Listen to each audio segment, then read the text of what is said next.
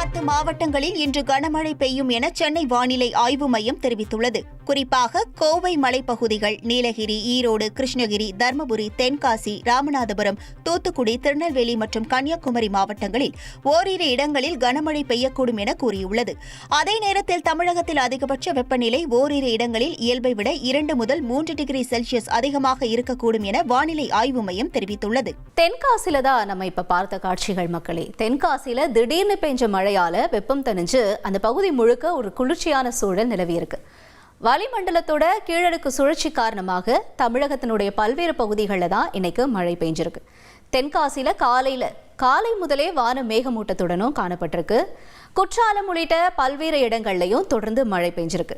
மேற்கு தொடர்ச்சி மலையில கனமழை பெஞ்சிட்டு வரதுனால மணிமுத்தாறு மற்றும் அகஸ்தியர் அருவிகள்ல மக்களும் சுற்றுலா பயணிகளும் குளிக்க தடை விதிக்கப்பட்டிருக்கு. நெல்லை மாவட்டத்திலையும் பல்வேறு பகுதிகளில் கனமழை பெஞ்சிருக்கு. தூத்துக்குடியில பெய்த கனமழை காரணமா அங்க இருக்கக்கூடிய அரசு மருத்துவக் கல்லூரி மருத்துவமனை வளாகமும் அதே நேரத்துல தெப்பக்குளத்திலையும் மழை நீர் சூழ்ந்து காட்சியளிக்கக்கூடிய காட்சிகளும் இருக்கு. இதே போல நீலகிரி மாவட்டத்திலையும் பரவலா கனமழை பெஞ்சிருக்கு.